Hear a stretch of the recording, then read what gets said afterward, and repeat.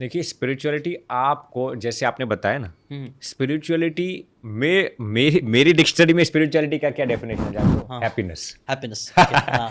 तो मैं कभी भी ऐसा नहीं कहता है कि spirituality will lead you to happiness. अच्छा स्पिरिचुअलिटी इक्वल्स हैप्पीनेस। अच्छा, इक्वल टू है। हाँ। ये मेरा खुद का डेफिनेशन है और मैं खुद ये महसूस करता हूं कि जब भी आप स्पिरिचुअल हो जाते हैं ना, तो आप ऑटोमेटिकली स्पॉन्टेनियसली आप हैप्पी हो ही जाते हैं। देखिए being religious and being spiritual is different. जैसे रिलीजन की यदि आप बात करें तो कोई सनातनी हो सकता है, कोई मुस्लिम हो सकता है, कोई क्रिश्चियन हो सकता है, लेकिन जब आप स्पिरिचुअलिटी शब्द का इस्तेमाल करते हैं ना, तो उसमें सब एक हो जाता है। क्योंकि स्पिरिचुअलिटी आपको कुछ भी ऐसी चीज नहीं सिखाता, द्वेष रखना, कट्टरता रखना। स्पिरिचुअलिटी, मैंने कहा ना, spirituality what itself equals happiness. फिर उसमें सब चीज आ जाती है। कोई इंसान यदि स्पिरिचुअल होगा ना, तो वो आनंदित भी होगा, खुश भी होगा, उसका हेल्थ भी अच्छा होगा, वेल्थ भी उसके पास होगा। आपने जो कहा ना 4 क्राइटेरिया, लव भी होगा, सब कुछ स्पिरिचुअलिटी के अंदर, स्पिरिचुअल डोमेन के अंदर आ जाता है। ट्रू। मैंने ना किसी से तो स्पिरिचुअलिटी का डेफिनेशन एक पूछा था, और मुझे ये वाला डेफिनेशन मुझे भी बहुत अच्छा लगा था, जो आपने भी कहीं ना कहीं वही बताया, बट थोड़ा अलग वर्ड में है। कि मैंने ये बताया, spirituality is your connection to supreme God, जो भी सुप्रीम गॉड, जिस राइट, हमारा कनेक्शन ऊपर राइट, वाले के साथ, जी, ये स्पिरिचुअलिटी। क्या आप इस डेफिनेशन को भी बोलोगे? सही है? बिल्कुल बिल्कुल सही है। देखिए वही है ना, आप रिचुअल्स आपके अलग हो सकते हैं, लेकिन जो इंसान ज्यादा स्पिरिचुअल है ना, वो इतना ऊपर वाले के साथ, भगवान के साथ, खुदा के साथ इतना ज्यादा कनेक्टेड होगा, वही स्पिरिचुअल कहते हैं ना। और जो जितना भगवान के साथ ज्यादा कनेक्टेड होता है ना, वो राग द्वेष से पर हो जाता है। किससे? राग और द्वेष, अच्छा, ये राग दोनों और द्वेष। संस्कृत शब्द है। अच्छा राग यानी कि अटैचमेंट, अच्छा। अपने साथ या अपनों के साथ ज्यादा अटैचमेंट होना, मैं ही सही हो, मेरे ही लोग सही है, मेरा ही ये अच्छा है, इसको हम राग कहते हैं। अच्छा। द्वेष क्या है? जो लोग मेरे नहीं है, जो मेरे साथ नहीं जुड़े हुए हैं, वो सब गलत है, अच्छा, खराब है, इसको हम हाँ। द्वेष कहते हैं। अच्छा। तो जब आप स्पिरिचुअल हो जाते हैं ना, हाँ। तो राग और द्वेष से पर हो जाते हैं। और जो beautiful। इंसान राग और द्वेष से जीशान भैया पर हो जाता है ना, वो कभी भी दुखी नहीं हो सकता। देखिए आजकल लोग राग को प्रेम शब्द का इस्तेमाल कर देते हैं। मैं थोड़ा साइड में आपको ले जाता हूँ। हाँ हाँ प्लीज। लेकिन राग हमेशा आपको दुख देता है। राग यानी कि अटैचमेंट। अटैच कर प्रेम कभी भी आपको दुख नहीं देता।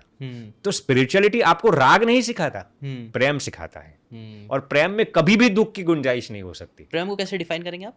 प्रेम वही है कि आप देखिए, प्रेम की एक ही परिभाषा मैं कहता हूं, आप यदि किसी को सच्चा प्रेम करते हैं ना, तो आप अपने आप को भूल जाते हैं। अच्छा। और आप उसको देने के लिए अपना सर्वस्व समर्पित कर देते हैं। अच्छा, ये अपने लव का ये डेफिनेशन। हाँ। और लोग ऐसा सोचते हैं कि यदि हम दूसरों को देते ही रहेंगे तो हमें हैप्पीनेस कैसे मिलेगा?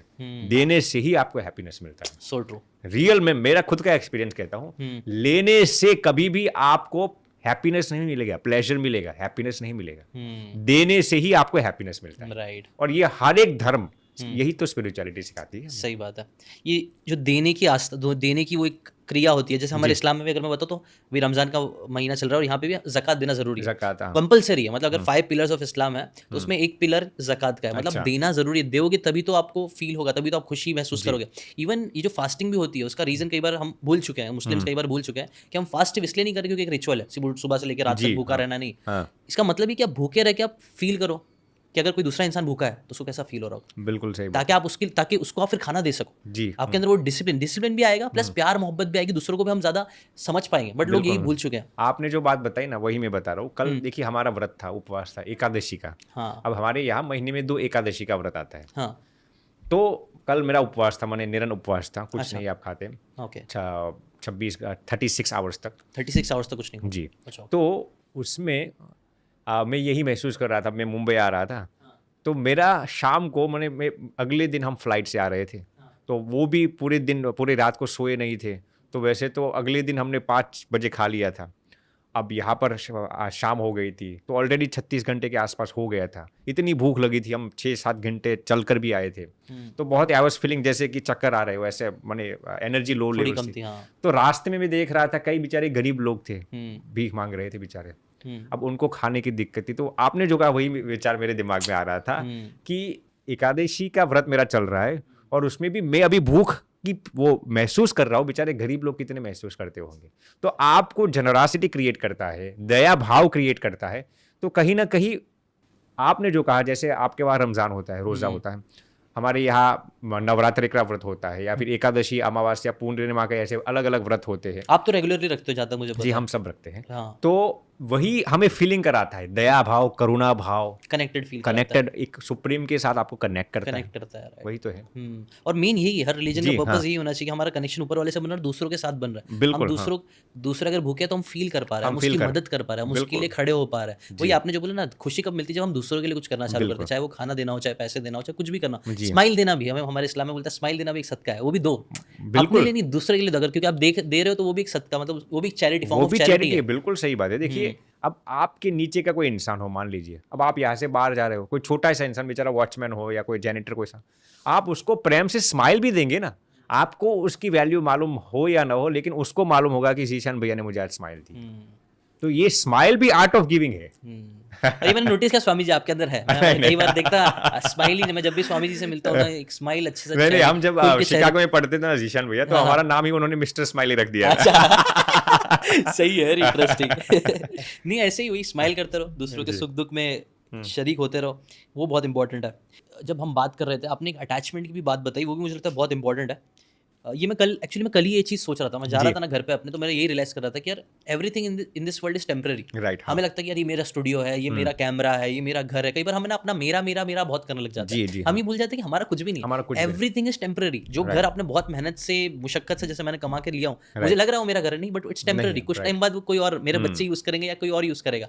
बट हम कई बार ये चीज़ भूल जाते हैं, हमें लगता है हमारा है, और जब हम ये बिलीव करने लगते हैं ना कि हमारा है, तो शायद हम उसकी वैल्यू भी कम करने लग जाते हैं। बिल्कुल। जैसे कि फॉर एग्जांपल अगर हम लोग कोई 5 स्टार 7 स्टार होटल में जाते हैं, हमें मालूम वो हमारा नहीं है, एक दिन के लिए मिला है, तो हम उसको अप्रिशिएट करते हैं। अच्छा, अरे यार कितना अच्छा गद्दा है, ये सब हर चीज़ को थोड़ा अप्रिशिएट करने की कोशिश करते हैं। लेकिन वही भाव कई बार है ना, वो ओनरशिप में खत्म हो जाती है। अपनी कार है, हाँ ठीक है, रहने दे। बिल्कुल, बिल्कुल। वो मेन मकसद ये है कि यार आप समझो कि everything in this world is temporary, इसलिए जो भी चीज़ मिल रही है, जैसे ये बात करने का भी मौका मिल रहा है, इट्स एन अपॉर्चुनिटी, और ये जो मिल रही है उसको आप फील करो और उसमें खुश रहने की कोशिश करो, rather than कि ये ओन कर रहा हूँ कि हाँ आगे मिल हाँ, गया। बिल्कुल, बिल्कुल। तो ये इस चीज़ से रिलेटेड आपने कुछ एक्सपीरियंस रहा है ऐसा कुछ? देखिए, मैं तो, हम शास्त्र भी ये कहते हैं जीशान भैया, कि जब भी आप किसी के मालिक बन जाते ना, तो शास्त्रों में तो ये भी लिखा है कि आपको अपना शरीर भी ये अपना नहीं मानना। ट्रू। हम आत्मा है, मान लीजिए, तो ये शरीर भी मेरा नहीं है। सभी दुख की शुरुआत कहाँ से होती है? जैसे आपने बताया, जब आप किसी भी चीज़ के मालिक बन जाते हैं। अब मैं आपको एग्जांपल देता हूँ। देखिए, माता पिता भी जब बच्चों के मालिक बन जाते हैं ना, तो उनको मालूम हो या ना हो, वो अपने बच्चों को खो बैठते हैं। जब भी बच्चे को ये एहसास होता है ना कि मेरे माता पिता मेरे मालिक बनकर बैठ गए हैं, वो बच्चा आपसे दूरी बना लेगा। ये रियल साइंटिफिक रिसर्च कहता हूँ। वैसे ही जब हम हमारे इस शरीर को, पहले तो ये कहना ही गलत है ये मेरा शरीर है, ये हमारा है ही नहीं, ये परमात्मा का दिया हुआ सब शरीर दिया है। हुआ है, सही बात है। ये आत्मा भी हमारी नहीं है, जिसको आप लोग रूह कहते हैं, हाँ, वो भी ऊपर वाले ऊपर का वाले है। की है। तो अटैचमेंट ही शास्त्रों में लिखा गया है, सर्व दुखस्य कारणम, यानी कि सभी दुखों का कारण मेरा है। ये जो भाव हम पैदा कर लेते हैं ना, वही सभी दुखों का कारण है।